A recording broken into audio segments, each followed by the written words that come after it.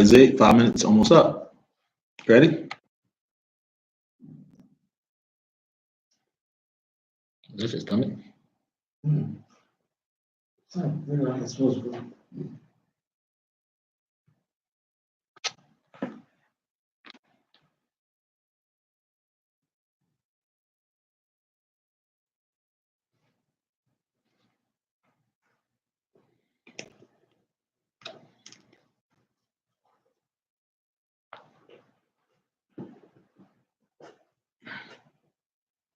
I'm going to share this video with Abdul Qadir.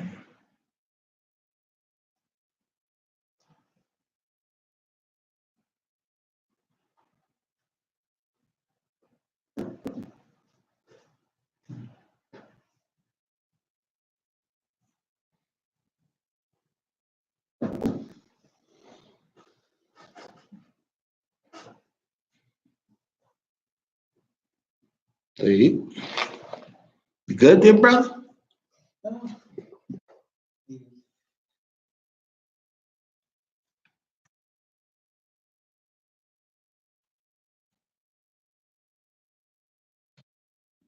You don't know, brother. Just go to the next one.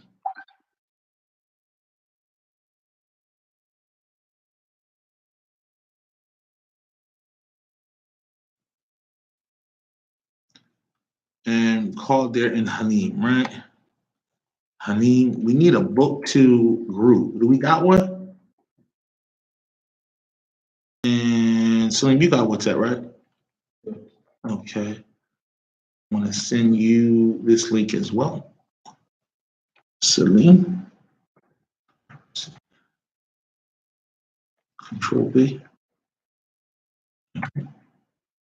There you go. You should just have gotten it.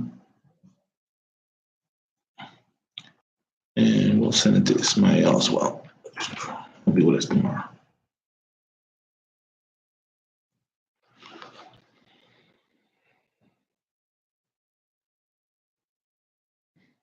Please. Give that to Salim, please.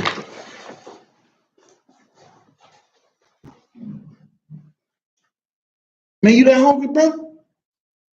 We gotta order pizza? We gotta feed the kid? Maybe that's what we'll do. Maybe we'll do a pizza. We did last time.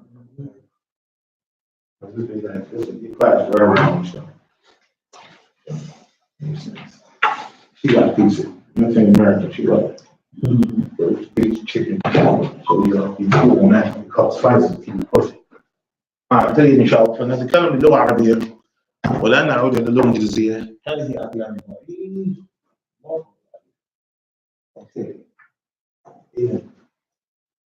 ما معنى نهر؟ ما معنى نهر؟ ما معنى نهر؟ ما معنى نهر يا سليم؟ نهر بمعنى ممتاز. نهر بمعنى river. نهر بمعنى river. اوكي. برقية. ما معنى برقية؟ برقية. ما معنى برقية؟ ممتاز. لا عليك بالمعجم. ابحث في المعجم. اوكي اسمي ليس بالمعجم وليس بالقاموس. انت طالب العلم ابحث. ها؟ وليس الفاصل. ابحث حتى تجد ما أخبرنا. اوكي؟ حياكم الله. مصرف. ما معنى مصرف؟ سليم. ممتاز. مصرف. اوكي؟ مكتب البريد. مكتب البريد. مكتب البريد. ما معنى مكتب البريد؟ Post office. ممتاز. Post office. اوكي؟ الحمد لله. Post office. لقاء. ما معنى لقاء؟ لقاء. ما معنى لقاء؟ لقاء. ممتاز. لقاء. لقاء.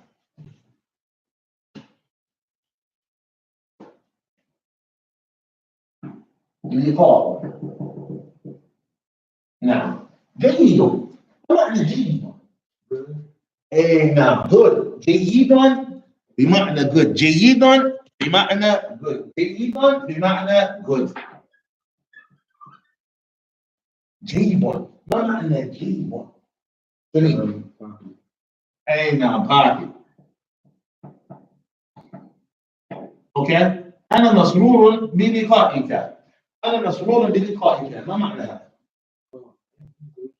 ما شاء الله. اي نعم. I am pleased to meet you. أنا مسرور بلقائك.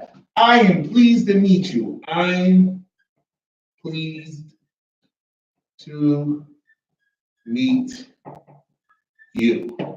طيب إن ما معنى إن؟ إن ما معنى إن؟ نعم ممتاز. Verily, verily, or indeed. Surely. نعم. لعل. ما معنى لعل؟ أي نعم. I hope. I hope. I hope. لعل أو لعلني. خير إن شاء الله. تفضل. هل هو نعم. أوكي. تفضل. أوه. أختار نقطي. إحنا الآن نقرأ من الكتاب. نقرأ من الكتاب. نقرأ من الكتاب. سليم. اقرأ.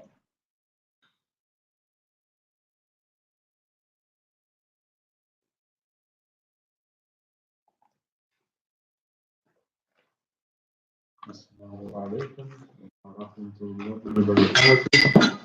تعال قربه حتى تقرأ معه. قربه حتى تقرأ معه. اقرأ معه. أوكي الحمد لله ممتاز. اقرأ. هل لديك كتاب على جوالك؟ ولكن ما في كهرباء فيه؟ إذا لماذا لا تكون مستعد يا أخي للدرس؟ لماذا تلعب؟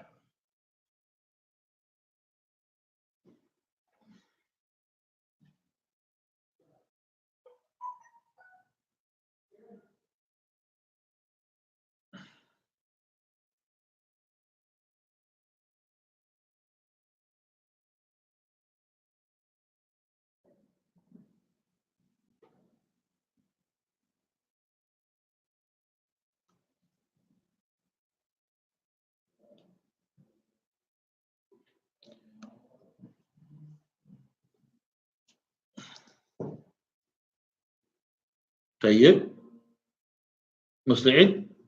طيب الدرس الثاني. الدرس الثاني. طيب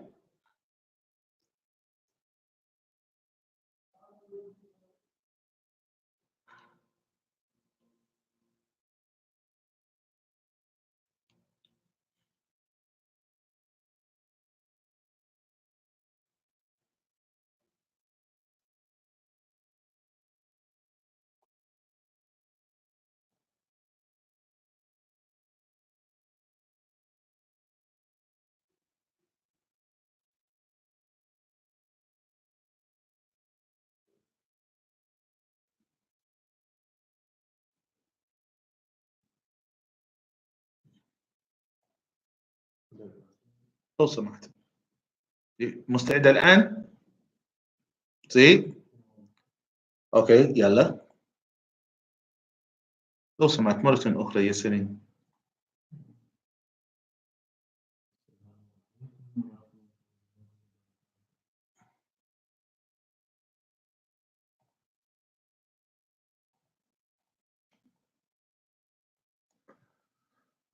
زي وعليكم السلام.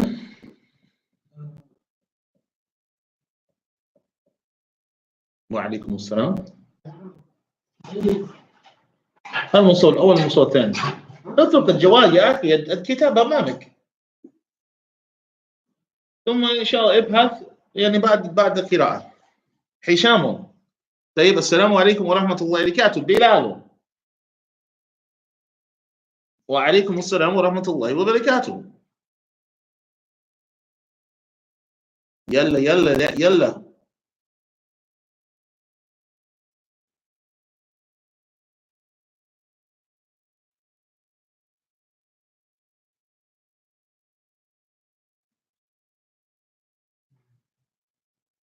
نعم.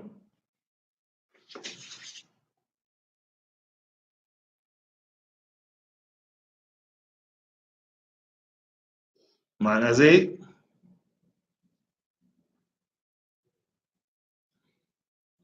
هل تحتاج لمساعدة؟ أنا مستعد، نحن مستعد يا أخي. تأخذ وقت كثير يا أخي.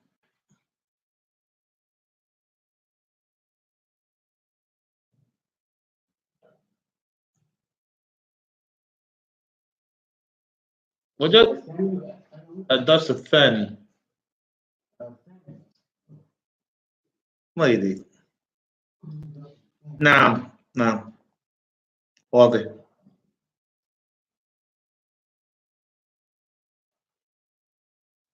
أعطني كتاب، أعطني كتاب، أعطني كتاب.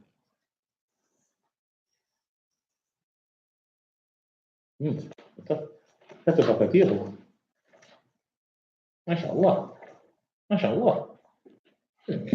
أنت هيك يا صنعي؟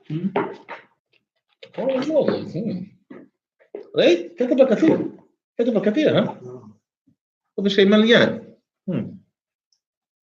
يلا.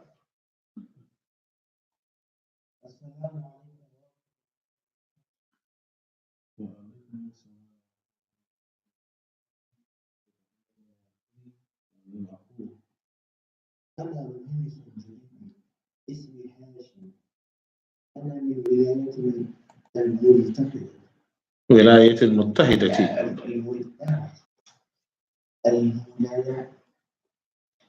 الولايات المتحدة. من الولايات المتحدة صح؟ لا ممكن اترك الإنجليزية. يلا يا أخي اقرأ جيد باللغة العربية. نحن سافرنا الآن، نحن في المدينة. طيب إن شاء الله، واللغة الإنجليزية ممنوع. اقرأ جيدا وتتكلم ولا تتكلم إلا لغة عربية. طيب تفضل يا سليم.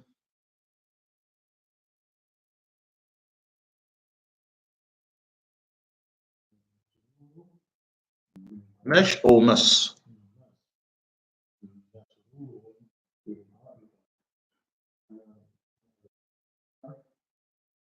يلؤلؤ حاملا من واشنطن.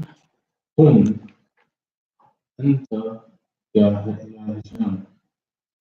لا، أنا لست من واشنطن، إني من نيويورك. مسلم أبوك يا هشام؟ لا، هو ليس بمسلم. وأمك المسلمة هي؟ لا، هي ليست بمسلمة. ولك أبناء يا هشام؟ نعم، لي 6 أبناء. 6 أبناء. 6 أبناء.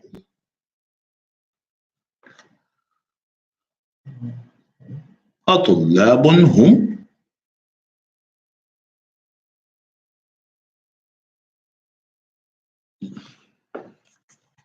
أطلاب هم؟ ما في مشكلة هنا.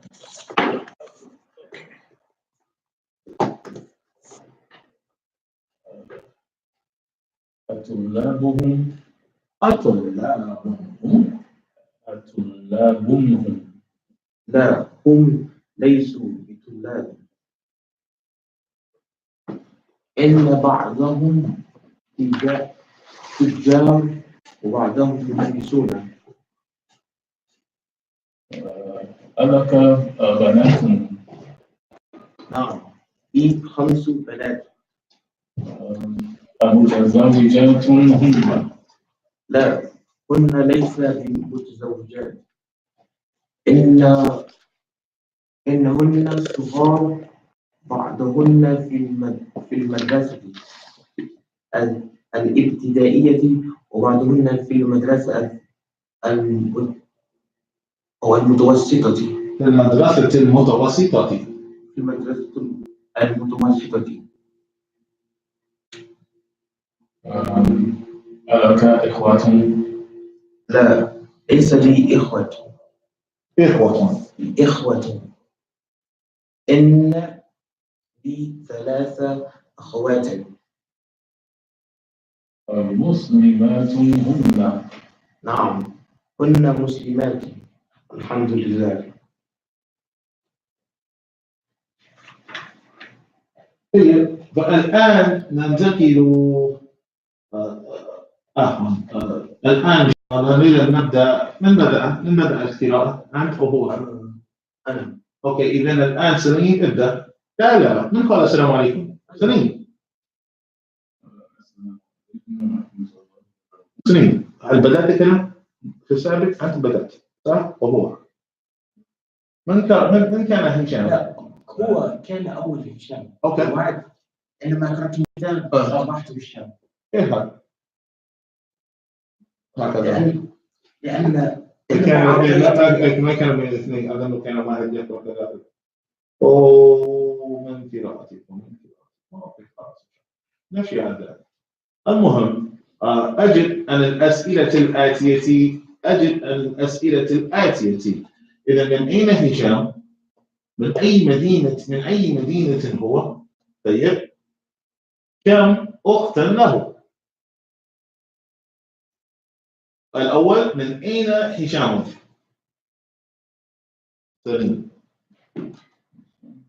من أين هشام؟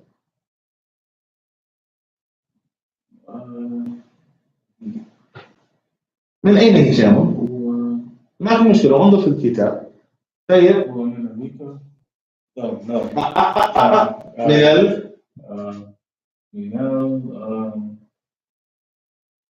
هو من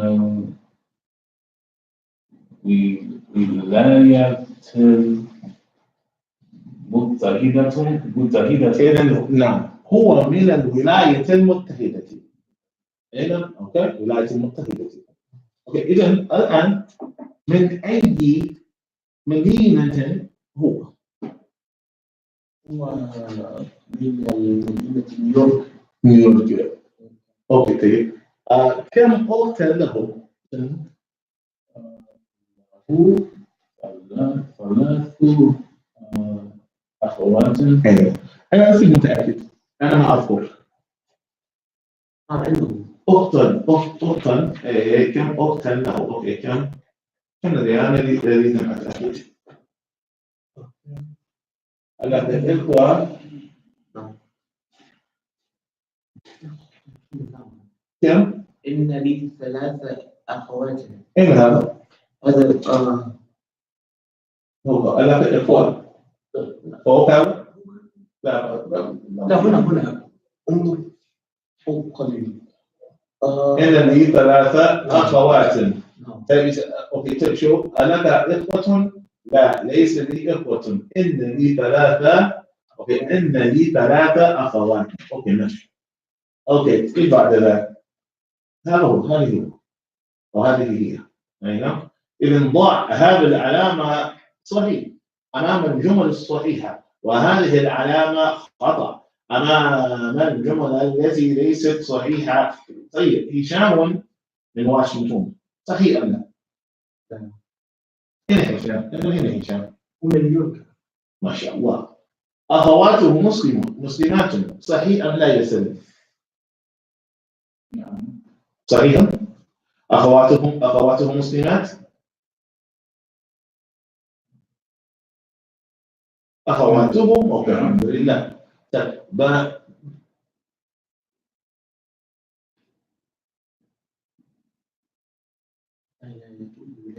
بناته. شكرا. بناته لسن متزوجات، صحيح أم لا؟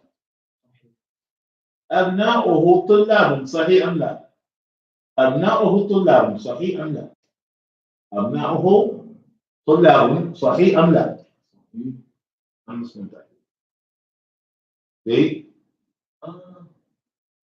أبناؤه طلاب.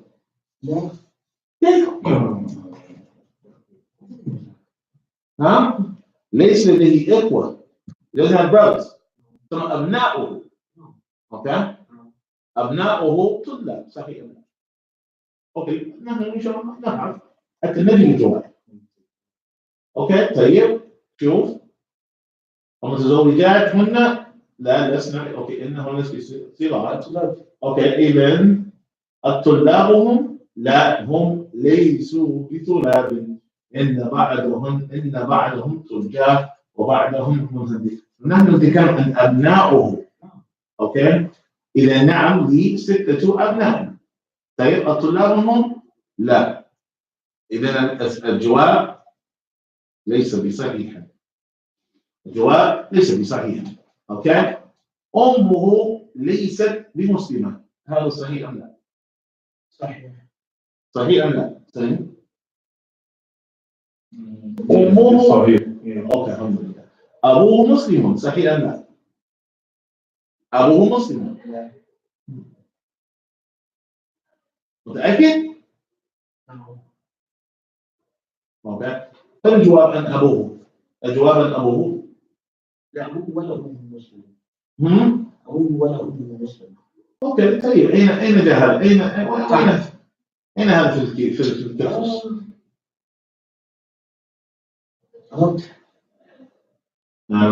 طيب وين الجواب؟ أين أخذت الجواب؟ أمسلم أبوك يا هشام؟ لا وليس بمسلم. وأمه أمسلمة هي؟ لا هي ليست بمسلمة. الحمد لله. طيب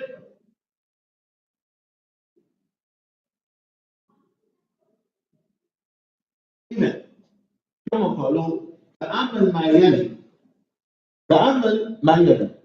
هذا الدخول ليس في الجمل. فشوف وهم رجي هم دخلوا ليس بين المبتدا والخبر. رأيتم هذا؟ إذا المبتدا حامل طيب إن شاء الله وخبر طالب. طيب الطلاب صغار. إذا الطلاب مبتدا صغار خبر. أمينة نعم. أوكي لا بأس. طيب إذا إلى آخر. إذا ندخل ليس بين المبتدأ والخبر. هل رأيت هذا يا سامي؟ هل فهمت كلامي؟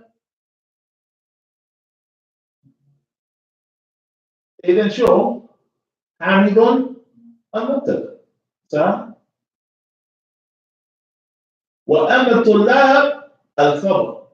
فشوف دخلوا ليس بين المبتدا والخبر. إذا حامد ليس بطالب. واضح؟ حامد ليس بطالب. فهمت؟ إذا الآن نحن إيش؟ نحن الآن يعني كان حامد طالب. الآن لا حامد ليس بطالب. كأن نأخذ المعنى الخبر عن المبتدأ. إذا if we take the meaning of the subject from the predicate. I'm sorry, the meaning of the predicate from the subject. واضح؟ حامد طالب. لا حامد ليس بطالب. طيب عمار رجل. عمار ليس برجل. الله المستعان. طيب القط ما شاء الله كيف أقول؟ القط أسد. القط ليس بأسد.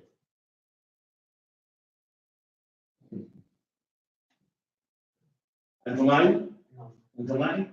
إذا نستعمل ليس لكي نأخذ إيش معنى الخبر عن المبتدأ. لأننا نفعلها. واضح؟ إذا نقرأ معي. حامد طالب. حامد ليس بطالب. تقرأ حامد ليس بطالب. اقرأوا. ليس بطالب. الطلاب صغار.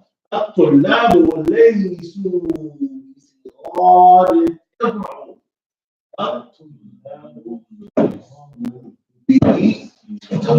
نعم زيد. آمنة طبيبة ويكون آمنة. اقرأ. آمنة ليست طبيبة. ممتاز. طيب سليم. الفتيات متزوجات ويكون الفتى. يقرأ.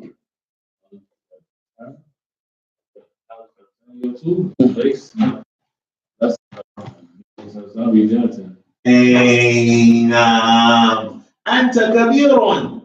زين. ليس. لست. أنت لست. أنتم جدد. أنتم لستم بجدد. نعم. أنت فقيرة. نعم. أنتن مجتهدات. أنتم لستم بمستحيلات. نعم. أنا مدرس. نحن طلاب. نحن لسنا بطلاب. إذا الآن أدخل ليس على الجمل الآتية. أدخل ليس على الجمل الآتية. هنا. أوكي. الباب مطلق. زي الباب ليس. الباب ليس بمغلق. بمغلق. نعم. بمغلق. الماء بارد. سليم. الماء ليس الماء. نعم. الماء كما فعلنا فوق. شوف انظر. عليك أن تذكر. شوف. حامد طالب. حامد ليس. فهمتني؟ لطالب. وعليك أن تأتي مع ليس ولا على الخبر. فهمت؟ انظر هنا. ذكرت. اوكي. يلا. بسم الله. اوكي. اين نحن؟ الماء ليس ممتاز. ببارد. ممتاز. هشام مريض. هشام ليس بمريض. بمريض. أبي نائم. أبي ليس نائم بنائم. ممتاز. الدرس صعب. ممتاز. المسجد قريب. المسجد ليس بقريب. ممتاز. زين. الطفل جوعان. ليس بجوع. ليس بجوعان. ليس بجوعان. أين ممنوع من الصرف. يجاوب بالفتحة. صح؟ نعم. عن عائشة رضي الله عنها. عن أبي هريرة. إذا اقرأ المثالين بس لا يسترسل المدينة بقوان. لا من الصرف. just FYI. ليك مراجع. اقرأ المثالين. اوكي. ثم أدخل ليس على الجمل الآتية. اوكي. مثالين. اوكي. هو تاجر. هو من اليابان. هو ليس بتاجر. هو ليس من اليابان. واضح؟ طيب. السيارة جميلة. سليم. السيارة ليست نعم. جميلة. ممتاز. أنا غني. أنا ليس. ضمائر. ضمير من الضمائر. أنت أنا لست بغني. ممتاز، لست بغني. طيب أنت فقير. أنت لست بفقير. ممتاز. ها؟ أين الضمائر؟ أوكي. إذن هي من العراق. هي ليست. نحن عزب. واضح؟ أوكي. فهي عفوا نحن أذكياء. نحن لسنا بأذكياء.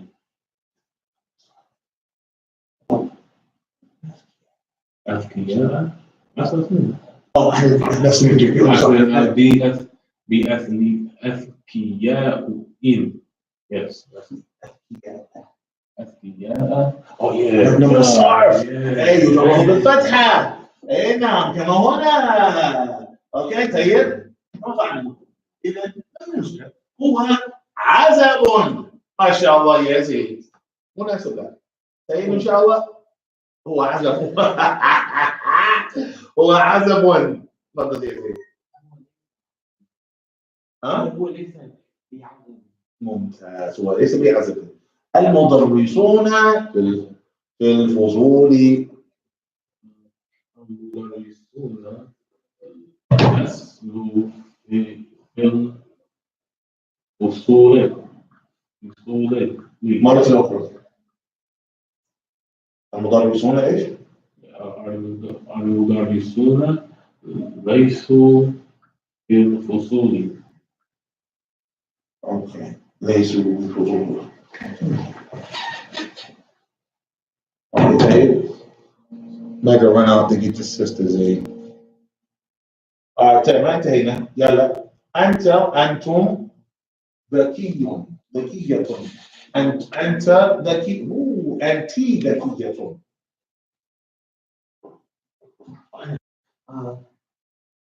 أنت ليست بذكية.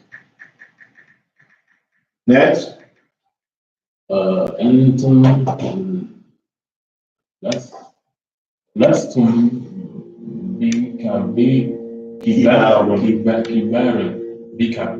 كبار. ممتاز. الطالبات في المكتبة.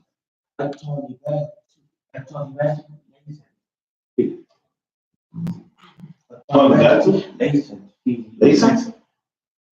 طالبات جمع. لسنا.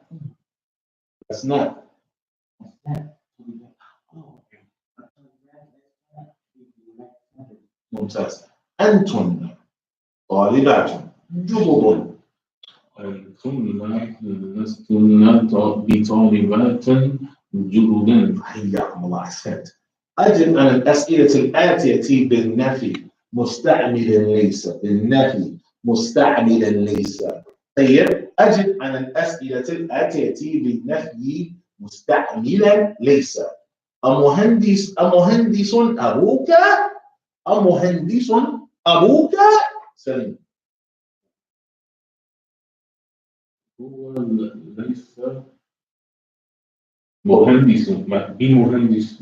بمهندس. لا ليس. ليس بمهندس. انظر في الدرس متى جاء يعني السؤال والجواب مثلها. طيب إن شاء الله انظر جيدا. وجاء في الدرس. اوكي. لا. فهمتم؟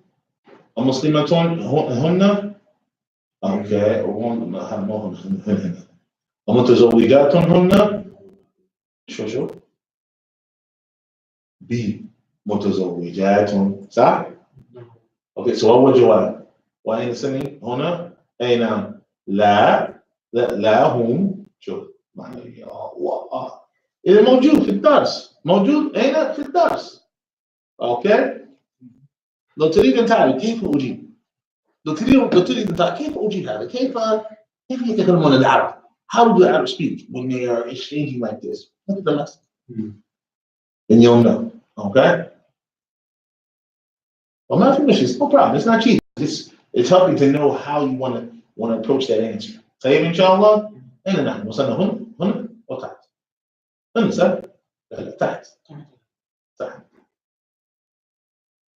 نحن هنا نعم أوكي إذا المهندس أبوك المهندس أبوك المهندس أبوك هو ليس مهندسا. نعم بالطبع هو ليس بمهندس. نفس الناس. أمدرسة أمك؟ أمدرسة أمك؟ أمدرسة أمك؟ لا هي ليست بمدرسة. طيب زيد and Jane, please keep going and correct each other. You have to let this let one of the students.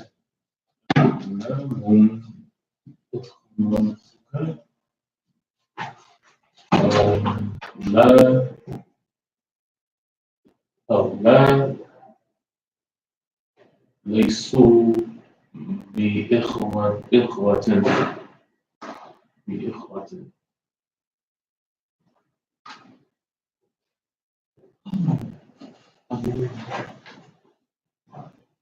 الممرضات أخوات.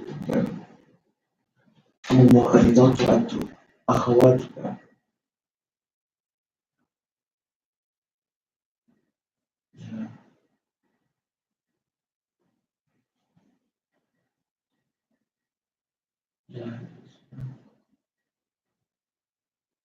الممرضات أخواتك.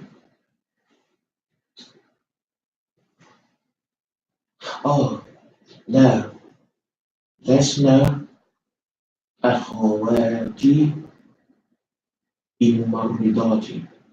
لا بممرضات.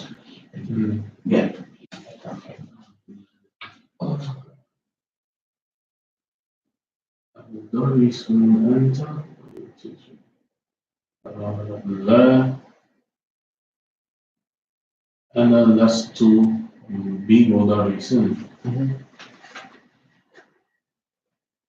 الجدد أنت. لا لسنا بجدد. لا نعم صح.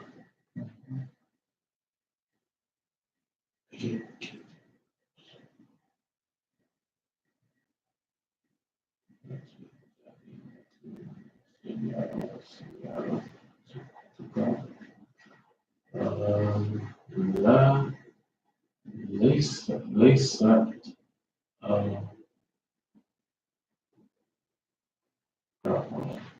لا ليست بسياراتي بسياراتي.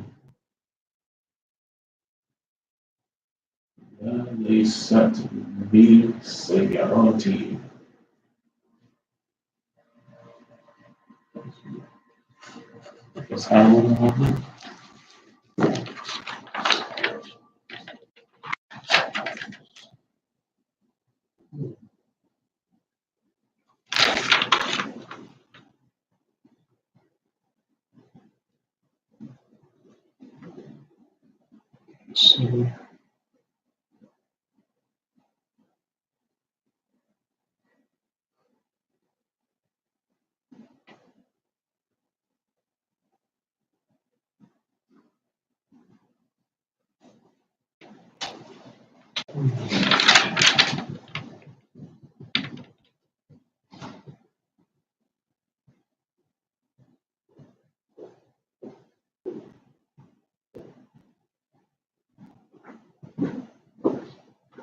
انتهيتم؟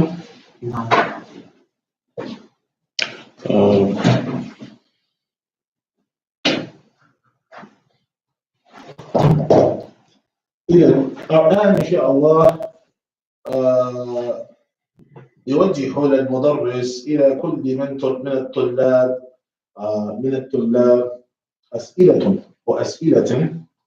يوجه المدرس إلى كل من الطلاب أسئلة يكون جوابه للنفي، ويرد عليها الطالب المستعمل لست. فعليكم أن تجيبني بلست. واضح؟ إذا سليم. أمن أمريكا أنت؟ أنا لست بأمريكا. من أمريكا. أوكي. متزوج أنت زيد؟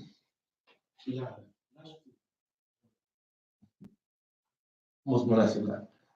مريض أنت؟ مريض أنت؟ أنا لست بمريض. Perfect. مهندس أنت زيد؟ لا لست. طيب اقرأ ممتاز جدا. اقرأ المثال ثم أدخل إن على الجمل الآتية. لي 3 إخوة. لي 3 أخوات. أو إن لي 3 أخوات. واضح؟ فأصل لي 3 أخوات لي. هذا أصله، لكن أصبح لي 3 أخوات. واضح؟ فأصل إن لي 3 أخوات، أصله إن 3 أخوات لي، لكن نحن نتكلم هكذا. طيب لا تنسوا في الفصل 5 طلاب جدد. واضح؟ في الفصل 5 طلاب جدد. نعم.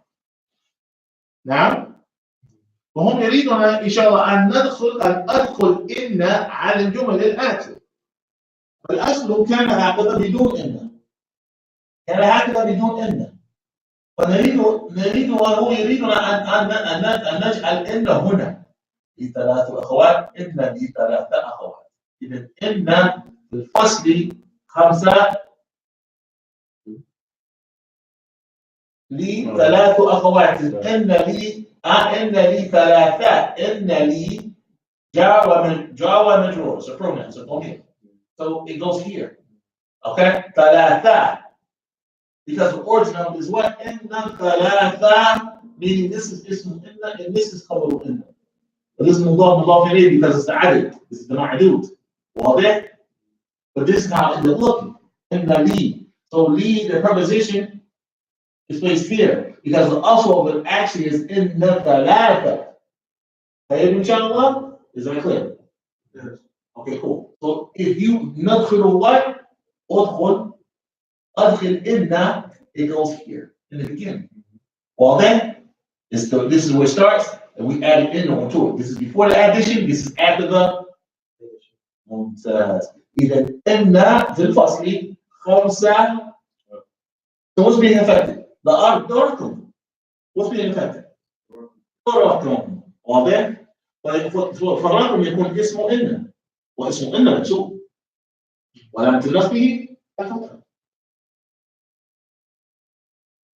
إذا إن في الفصل 5 طلاب جدد. إن لنا مدرسان جيدا. واضح؟ إن في جيبي 100 ريال.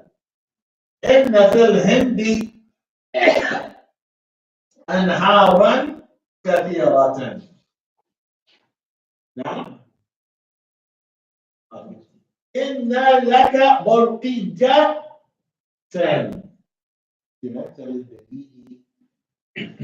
إن لي 1000 دولار في المصرف.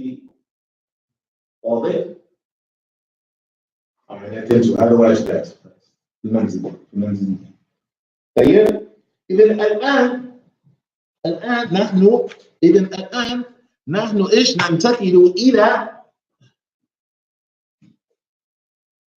شوف عليكم بهذا، هذه الكلمات. نحن إن شاء الله سننتقل غدا إن شاء الله إلى الدرس الثاني، وكان أن نفعل ذلك الشرح.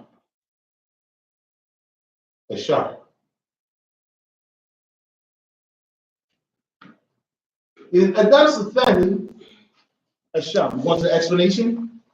الدرس الثاني كان الدرس الثاني ليس.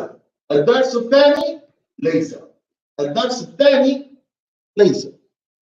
So we say what? We say ليس فعل ماض ناقص يرفع الاسم وينسب الخبر. بالعكس مع إن it is the opposite of إن.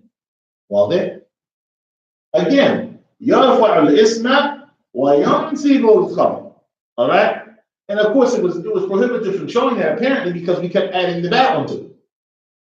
Okay? Onto the khabar. Now, yeah, nice one, right?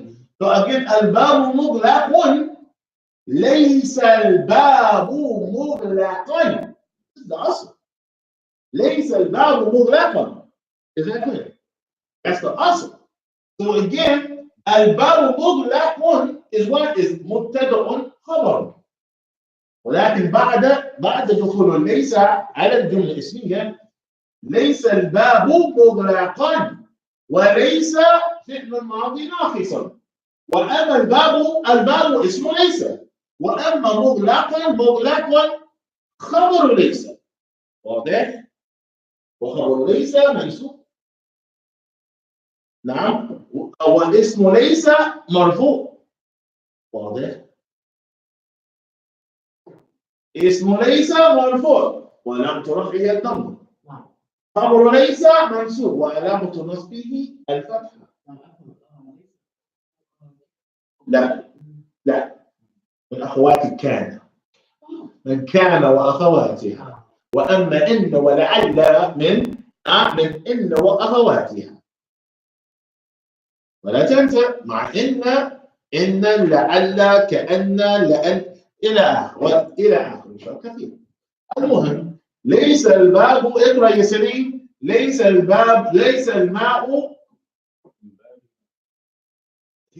تفضل. ليس الشام مريضا. نعم تفضل. ممتاز.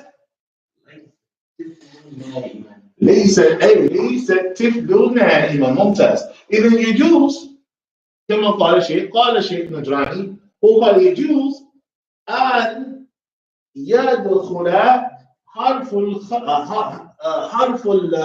حرف الجر الباء على الخبر ليس. ويجوز أن يكون اسم ليس ضميرا. صحيح؟ إذا اقرأوا حامد ليس طالبا. ويجوز حامد ليس بطالب. اسم ليس ضميرا مستتير تقديره هو.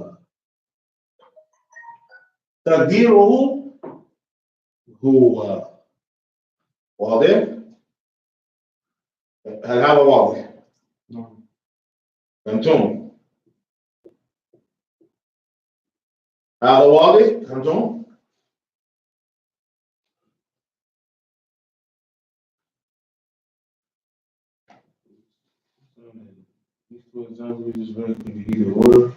نعم بالباء الزائدة أو بدون الباء الزائدة. It can have the باء or it can not have the باء.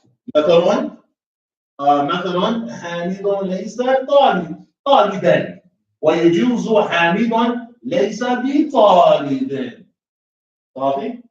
زين؟ معي؟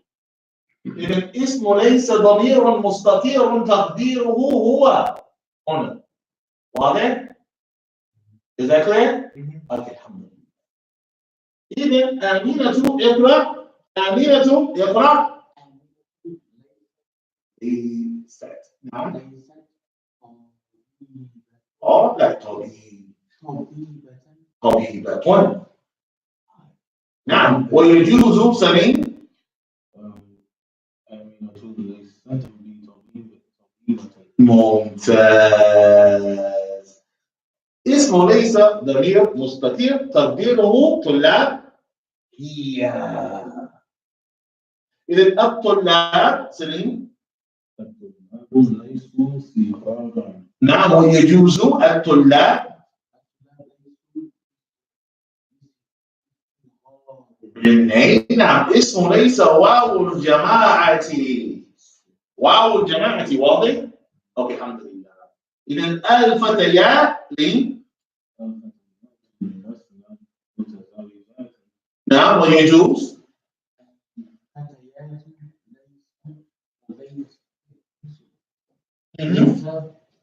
لا، الفتيات ليسوا.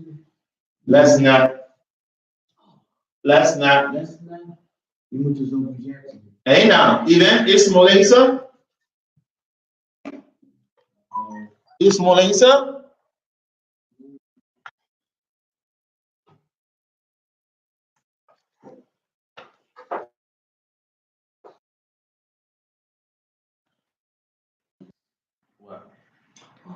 إذا اسمه ليس نون إيش؟ نون النسوة. نون النسوة. أي نعم، نون النسوة. إذا قدر أنا نعم، ويجوز. نعم. إذا اسمه ليس ضمير المتكلم التاء. قدر نحن. نعم.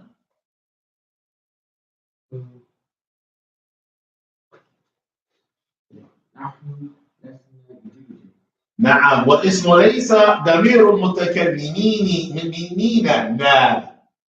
اوكي، انت لست كبيرا. نعم. أنت لست بكبير. نعم، لست بكبير. إذا اسم ليس ضمير المخاطبين التاء. ضمير المخاطبين التاء. أنت لست فقيرة.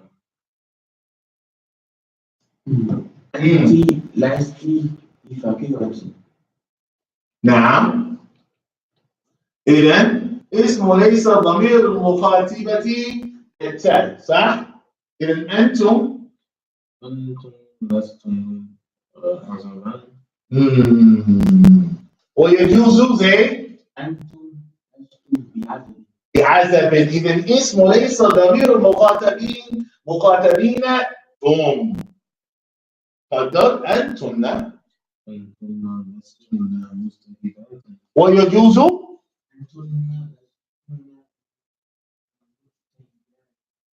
نعم. إذا الاسم ليس ضمير المخاطبات هن.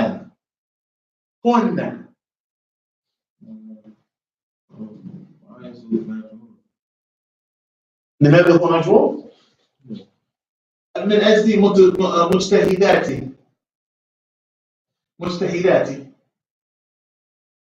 هذا هو من أجل الباء. أنتن لستن بمجتهدات. أنتن لستن بمجتهدات. أنتن لستن بمجتهداتهم. هو مجهول هنا. أنت تتكلم في البداية، صح؟ في البداية أنتن لستن مجتهدات هنا.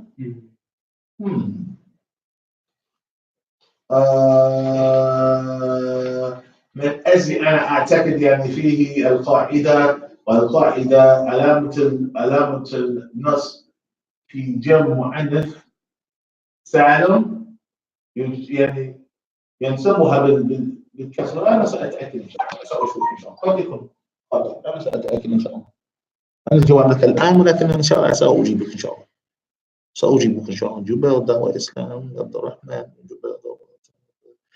أوكي، بعدين إن شاء الله. طيب يلا إن شاء الله اقرأ أمثلة أخرى، صح؟ أمثلة أخرى. اقرأ هذا محمد.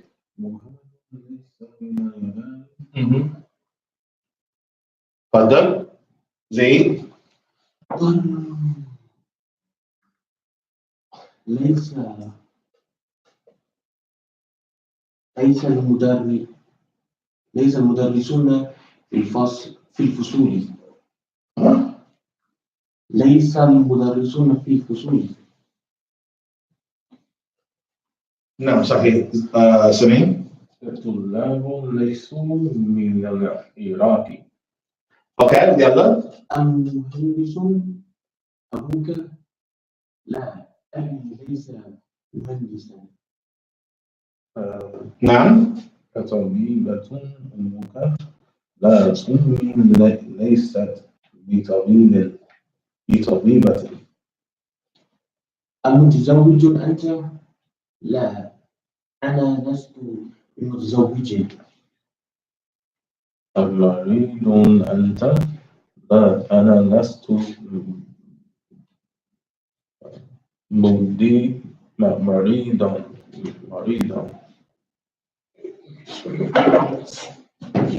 اوكي طيب ان شاء الله.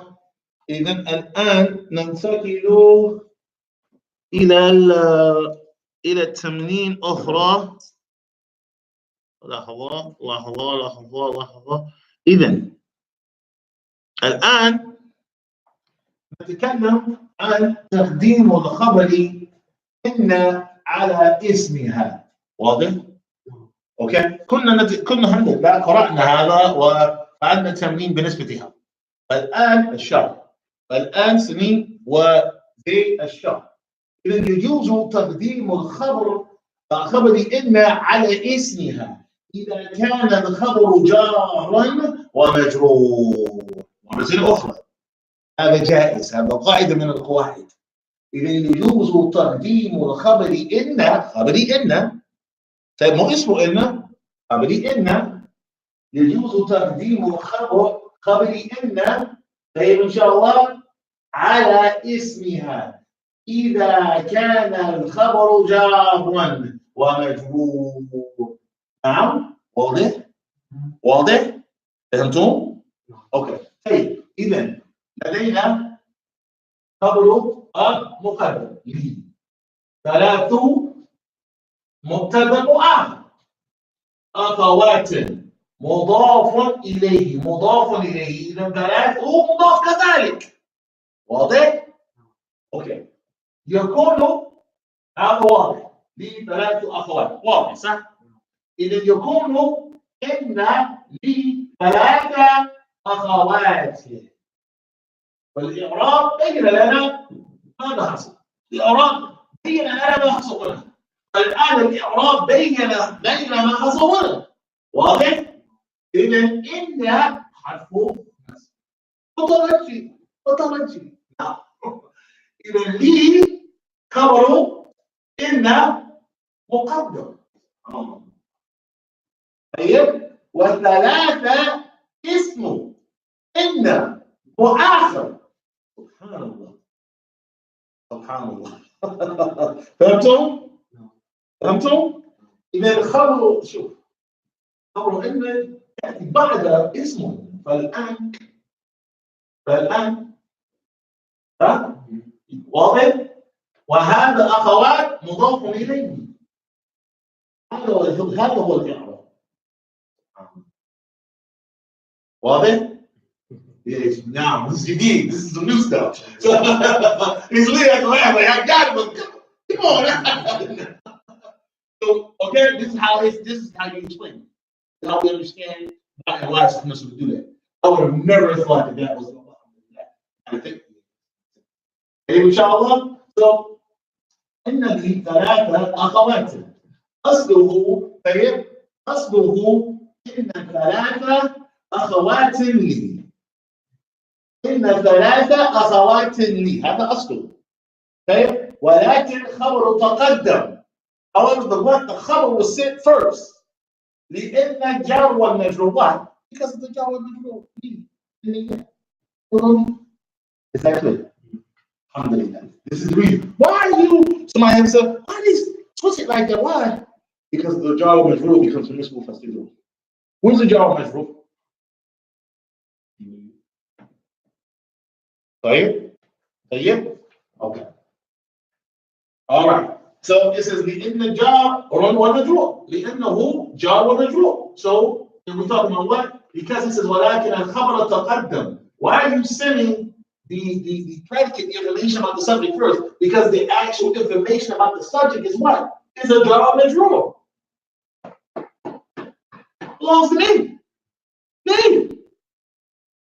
Well then, and that is the information about the thalatha. The three what? They what? What's the information? Continue on. أمثلة في الفصل خمسة طلاب جدد. إن في الفصل خمسة طلاب جدد. طيب لنا مدرس جيدا يقول إن لنا مدرسا جيدا. الهندي أنهار كثيرة يقول إن في الهندي أنهار. في جيبي 100 ريالا يكون في جيبي 200 ريالا. واضح؟ طيب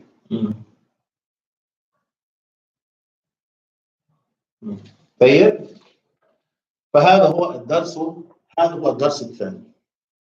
فهذا هو الدرس الثاني. لديكم أسئلة؟ لديكم أسئلة؟ وكيف نعلم هذا؟ كيف نعلم هذا؟ So now after covering explanation, my beloved brothers, let's get a little bit into the teacher's manual, and then we'll close out from here. I believe we have it's time to pray as well. All right. Let's get to the teacher's manual and just understand what did the Sheikh say in regards to how to teach it. Let's benefit from that a little bit, and then we'll close out from there.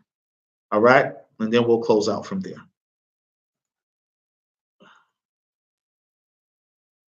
And then we'll close out from there. All right.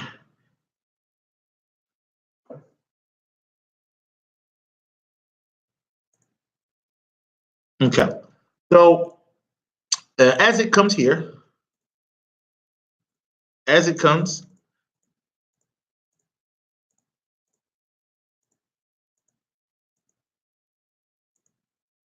and we just love to return back to the teacher's manual to understand a couple of things from the lesson. And everyone should know that studies these books, what is the goal of each lesson. Everyone that studies these books should also know just the minhaj and the approach for teaching that is recommended to teach each lesson. Okay. And then what are some of the teaching tools that should be utilized when teaching this lesson? So we have here, okay, we have here, it says al-hadafu. الدرس الثاني الهدف. الهدف, as we all know, is what? Is considered to be the what? The goal. It's considered to be what? Salim and Zayd, the goal. Zayd, take a picture of this, man. You gotta lock this in. So it says تعليم الأنماط والمفردات والقواعد الآتية. As it comes and as it is showed here, what it is exemplified here. What are the necessary anmat? And anmat is the gem of number, and that's considered to be what? Approach or methodology. Okay. Wal mufradat, and mufradat. What is a mufradat? It's gem of mufrad, which means what, class? Words. So the approaches in or methodologies along with the vocabulary words, wal qawaid al atiyati, and the following what? In the following principles. All right. This is what this means. 3 different things. All right. The approach to learning, the what? The vocabulary words that we need to learn in this lesson, and the necessary principles, the language and grammar principles that are present inside of this lesson. This is, of course, Mustawa Thani, all right, Ad-Dars Thani. This is what? This is level 2, all right, from the Medina series, lesson 2. And of course, it's all about the first point. And the first point, we're going to go ahead and write a number 1 here. The first point is what? Is Laysa. The first point is what, class? Is Laysa. Okay? After Laysa, we have what? Hadful Hamza al-Ibn. The taking away of the Hamza in the word Ibn. The taking away of the Hamza in the word Ibn. All right? Is that clear? That's number 2. We're going to put that here. All right? The next point that must be dealt with and covered in this lesson, all right, is what dukhulu inna ala al-mubtada wal-mu'akhar. Alhamdulillah, we definitely dealt with this. All right, the entering of what? The entering of inna upon the mubtada, the subject that has been delayed in the sentence. The subject that has been delayed in the sentence. Is everybody clear? Okay, alhamdulillah. The next thing, alhamdulillah, our class was mostly in Arabic. So now you're confirming what was going on in the lesson. Like, okay, I actually did understand. As opposed to, I didn't know what was going on. So now we have here number 4. And number 4, as it was mentioned above, it is the studying of these particular vocabulary words. And the vocabulary words that they would like us to really focus on is liqa'un. Liqa'un means what class? A meeting. Barqiyatun. Barqiyatun means what class? Hey, now telegraph. Masrifun. Masrifun means what class? Bank. And maktabul baridi. And maktabul baridi means what class? Post office. Is that clear? So this is everything summarized on what you need to learn in this lesson. So we're utilizing the actual book and the exercises in the book, along with the what? The explanation of Sheikh Hussein, who we affectionately call Sheikh Najrani, to understand this point. All right. Now we're just closing out utilizing the teacher's book just to understand how to teach it. So the Sheikh, he continues on, Dr. Saad Rahim, and he says, what is the minhaj, the tariqatu? What is the minhaj in teaching, all right, in teaching what? In teaching these above points that we just mentioned. And I'm going to circle these points. These are the points, all right, and now we're going to get into the minhaj. All right. So he says what? He says, laysa, okay, laysa, okay. So laysa tudkhilu ala al-mubtada wal-khabar. That laysa enters upon the subject in the what class? In the predicate. Obviously meaning that it enters upon what? Jumla ismiyah. It enters upon what? The nominal sentence. All right. So he says here, it says, وَتُفِيدُ عَدَمُ الْإِقْتِصَافَ الْمُبْتَدَى بِالْخَبَرِ. And now, after trying to help you to understand how does it work, what types of sentences do you use laysa with? You will never use laysa with a verbal sentence. You will only use laysa with a what class? A nominal sentence. All right. And this is clear from our training because we know the term al-mubtada and al-khabar. That is clearly when referring to a what? A sentence that begins with a noun, which is categorized as a nominal sentence. Tayyib? Tayyib. Then the Shaykh, he continues on and he says what? He says, وَتُفِيدُ الْعَدَمَ عَدَمَ اِطِّصَافَ الْمُبْتَدَ بِالْخَبَرِ. So what you benefit, all right, from, by way of the meaning, when using laysa, not by benefiting grammatically, the Shaykh wants to help you to understand what meaning do you benefit when you use laysa in a nominal sentence. Obviously, you're getting a meaning from it. But this is in the Arabic language. So the Shaykh continues on and he says, Tawheedu Adam. He says, you benefit from the absence. The absence. What does Adam mean? Something that what? Is not present. The absence of the describing or the description of the what? The description of the what? The describing of the subject with the predicate. Meaning I'm using the predicate. The word and the predicate helps you understand and describes the what? It describes the subject. Al-Kitabu Kabirun. It's letting you know what? The information about the what? About the book. That the book is what? Then you know it's big. Al-Kitabu Qadimun. Now it's helping you to understand the age, some descriptions about the what? About the subject. That the book is what? It's not new, it's old. Is that clear? Laysa negates that. Laysa what? Laysa helps you to establish the absence of that describing of the subject with the khabar. Because you're negating the khabar. Because you're negating the information about the subject. Because you're negating the predicate from the subject. Al-Kitabu Kabirun. No, the book is not big. Al-Kitabu Qadimun. No, brother, the book is not old. Is that clear? That description that you would normally have has been negated. Has been taken. I'm taking that away. We're taking that away. Now, how are you going to take that away, brother? How are you going to do that? It's my Laysa, by using Laysa. So when we say al-kitabu laysa bikabirun, this means what? The book is what? The book is not big. When we say al-kitabu laysa biqadiman, we're saying what, class? That the book is not? It's not old. When you say a Zaydun laysa bi rajulin, you're negating manhood from Zayd. All right, Zayd. That's a good example. So when you say Zaydun laysa bi, you're negating marriage from Zayd. Sorry, Zayd. But we understand the use of laysa now, all right? But with using, alhamdulillah, taking some things away from Brother Zayd. Alhamdulillah, jazakallah khair. So now, Dr. Fadl Rahim, in his teacher's book, now he wants to get into what?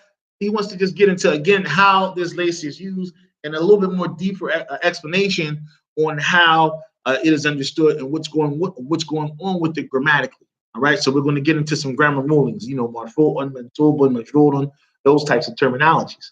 So he says, and everybody's clear about the meaning of laysa and what happens, right? Okay, good. So now he says what? He says ismuhu or ismuha is what, class? Marfu'un. Wa khabaruha is what, class? Mansubun. Okay, and we're talking about the ismu, the noun of laysa, and the khabar of laysa. All right, just like we learned with inna. All right, however, it's the opposite with laysa. All right, inna affects that mubtada and turns it into a noun, and we say the noun of inna, and we say the khabar of inna. However, laysa, utilizing some of the terminology, definitely that first noun becomes the ism of laysa. However, it causes the ism, that first noun, to be marfu'un. However, the second noun is what becomes what, class? Mansub. And the sign that something is marfu'un is a dhamma. You're writing the apparent dhamma at the end of that word. And that which helps us to understand that a word is mansubun is what? The apparent or fathatan at the end of the word. Is that clear, class? It says, وَقَدْ يُجَرُّ بِالْبَاءِ الزَّائِدَةِ. And it is permissible when entering laysa upon the sentence to do what, class? To place an additional ba. To place an additional ba on the khabar of laysa. Is that clear? And if not clear, let's look at the example. Zayd, please read that. Laysa.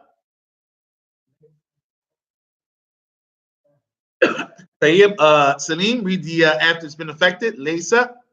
Put the ba. Laysa. Laysad. Laysad darsu. Laysad darsu. It's a mistake. I got you now. Laysad darsu. You just mentally add a raw in there. So it says when you call lohina even, and once you've added the laysa on to nouns like these nouns, you call lohina even, then now we address it, or we call it innahu majrurun, or we say in regards to it innahu majrurun bi ba' az-za'ida.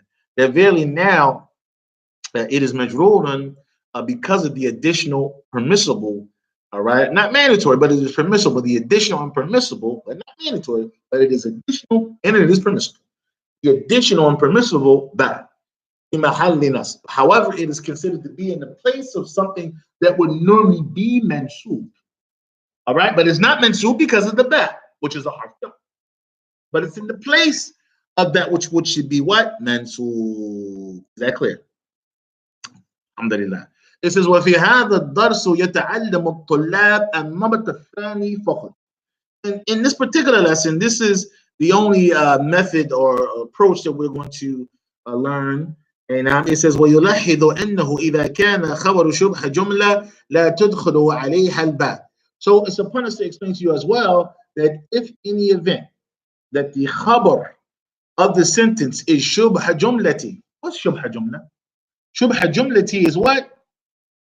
Shubha jumla is that which kind of looks like we'll say this. It is that which starts with a harf harf or a dharf. It is that predicate that starts with the harfun jar, or that predicate that starts with the dharfun makan or zaman. That considered to be shubha. In the event that that happens, you can no longer enter back. It no longer becomes permissible for you to enter back up in the second portion of the sentence, because you can't add a back, which is a harf jar, to another harf jar. Is that clear? All right. So here, for example, let's to what? Let's to min al hindi.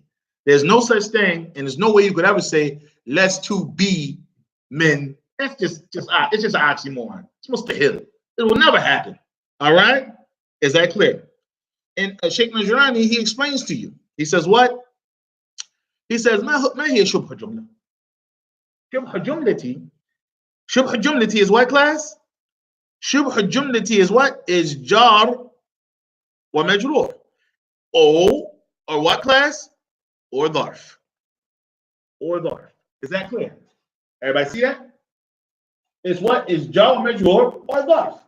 It is what? It is نحو or نحو, for example. And as in fasli, or for example, and the huna. The fasli is jar ومجرور, and the huna is considered to be a what? ظرف المكان. All right? Now we've been got huna, means here. Now, the Sheikh, he wants to deal with a particular topic in the teacher's manual, okay? So that the teacher can understand, and so that you, the brother who has his family, or the sister that may have her children, she may want to understand how to teach this. Alhamdulillah, Dr. Fadl Rahim, the author of the Medina books, has done that for us. All right? He says, al-i'rab. He says the grammar definition, the i'rab. It says, laysa dars, it says, laysa darsu bisahlin. Ad-darsu huna, the word ad-darsu here is considered to be ismu laysa. Is that clear? وبسهل خبر ليس. وبسهل خبرها. وبسهل is what? Is the khabaruha. Is the khabar of laysa. Then we have here, for that, it says ad-darsu, right? Laysa, right? Bisahlin. Here, now here, ad-darsu is considered to be the what? Is considered to be the mubtada. All right? It says, وَالْجُمْلَةُ لَيْسَ بِسَهْلٍ. In the entire sentence, لَيْسَ بِسَهْلٍ is the khabaruha. It's the khabar of the mubtada. It is the what? It is the predicate for that particular mubtada, for that particular subject. It says, وَهِيَ تَتَكَوَّنُ مِنْ لَيْسَ. And it is brought about from what? From laysa. And wasmuha. In the noun of laysa. It says, وَهُوَ ضَمِيرٌ مُسْتَتِرٌ وَخَبَرُهَا Is that clear? So he gave you a little further explanation. So here it says less to be moridin. Less to what, class? Be moridin. Be moridin. Be kasra, because of the back. It says at-ta'u is laysa. The ta is considered to be what? It's the noun of laysa. It's the ismu laysa. Fi mahalli raf. It's in the place of what? Mahalli raf'in. It says, وَبِمَرِيدٍ خَبَرُهَا. And بِمَرِيدٍ is considered to be the khabar of laysa. So here he says, لا يتعلم الطلاب هذه الأمور الإعرابية إنما يتعلم ليس واسمها وخبرها كالنمط. All right? So he says here, he says, إنما يتعلم. He says the only reason, and that we should only study, the only reason it says إنما يتعلم, or should we learn يتعلم ليس واسمها وخبرها. We learn the noun of laysa and also the predicate of laysa, كما النمط. You know, as it was done, as it was explained and shown, as this approach and method was shown, was done. كما النمط. It says يعرض المدرس كتابا كبيرا. So the teacher should write in a very, very, very big way. He says ويكتب على السبورة الكتاب كبير. This is the number. This is the approach and the way that the teacher should teach it. Is that clear? That he should write al-kitabu kabirun, very big, on the board. ثم يعرض عليها كتابا صغيرا. Then he should write كتابا صغيرا. Then he should do what? He should ثم يعرض عليهم كتابا صغيرا وَيَقُولُ لَيْسَ الْكِتَابُ بِكَبِيرٌ. Okay, this is an approach. This is a whole, he's talking about actually having books. Actually having books. And saying what? Lays is in saying what? It says in saying what? Kitab. It says alayhim kitab, and again, and having a small book. And we should have one big book, al-kitabu kabirun, and we should have one small book. And we should point at the book and say what? Laysa al-kitabu bi kabirun. We should point at the small book and say to the class so that the class could see it, so they can understand the meaning of it. But again, in total Arabic. And say, Laysa al-kitabu bi kabirun. So that the students can do what? So that the students can see, oh, the book is not big, and he's saying the book is not big, so that the students can understand the usage of Laysa, using a very big book and using what? A very small book. So here it says al-mubtada, the subject, and he's saying here al-khabar. This is a chart. This is also something that you use along with the students. So here, if you notice, we have a very basic sentence, all right, which you already know. It says what? Al-kitabu, what class? All right. And of course, al-kitabu is considered to be the what? Al-mubtada. And kabirun is considered to be the what class? Al-khabar. Then you do what? You add laysa upon the same exact sentence. You add laysa upon the what? Upon the same exact sentence. And then you show the necessary changes. And then what do you do? And then you write now what has occurred and how it has changed. That now al-kitabu is considered to be the ismu laysa. This is a chart that you will create on a board. And then what? B kabirun is considered to be the what class? Khabaru laysa. Is that clear? It says yukathiru min amthal, and you should make a lot of examples as we did in the lesson. You should choose to make a lot of examples until the students just generally understand it. All right? So are there any other questions in regards to that matter? Okay. Then we're talking about the i'rab of laysa, and we really already went over that and understand that. What I wanted to deal with here, which didn't necessarily come in the explanation, is hadf hamzati ibn. All right, khattan wa lafdhan. All right, the removing or the taking away of the hamza of the word ibn or ibnun. All right, khattan wa lafdhan. All right, when it is written and when it is spoken. So it says tuhdhafu al-hamza ibnun. You remove or take away the hamza, the alif or hamza there of ibn. Khattan wa lafdhan. By way of writing and also by way of what class? Speaking. It says either waqa'a ibnun, if the word ibnun is what is baina alamini, is between two names. Is between two what class? Names. It says wa kana na'tan lil awwal, and it is considered to be a description for the first name. Is that clear? Nahwan, for example, Hamid ibn Ali. Hamid ibn Ali. Hamid, the son of Ali. Hamid, the son of Ali. It is describing who Hamza is, or who Hamid is, that he is the son of Ali. And when this occurs, and again, it is a description for the previous name, then it is permissible. It is something, it is something that you must do, that you must take away the writing and the pronouncing of that Hamza. Is that clear?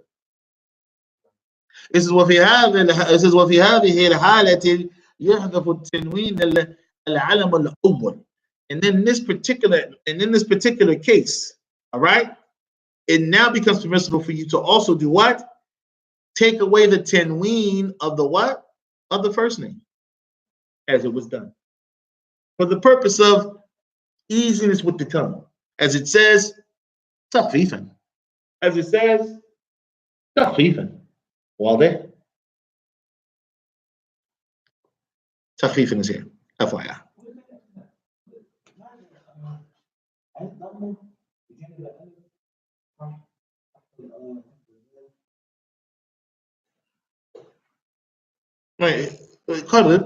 قرب الصبورة، قرب التلباس حتى أرى ماذا تقصد.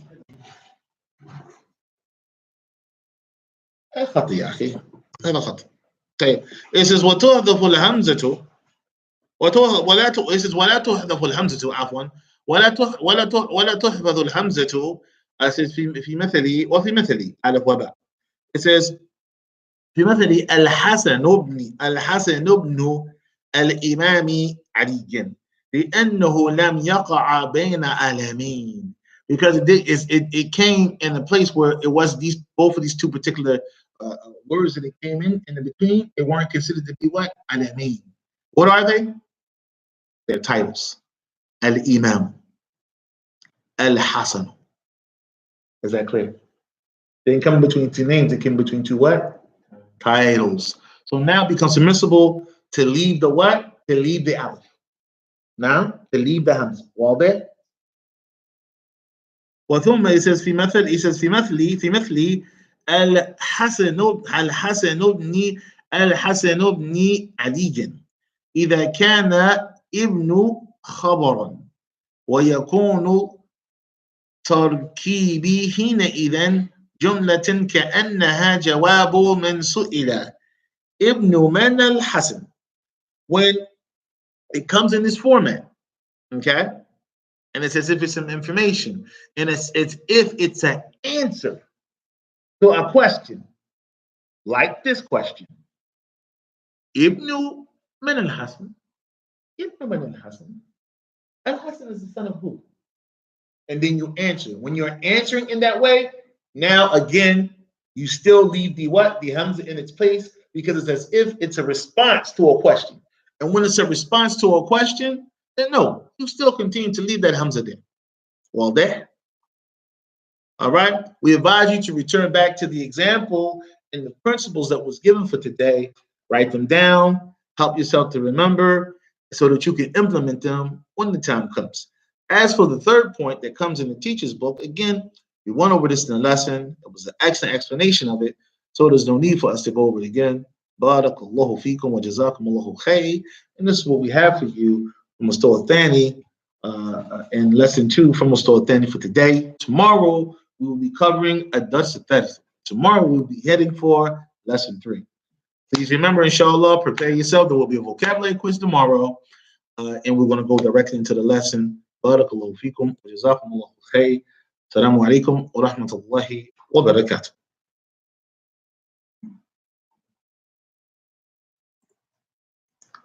طيب, anybody need to make wudu?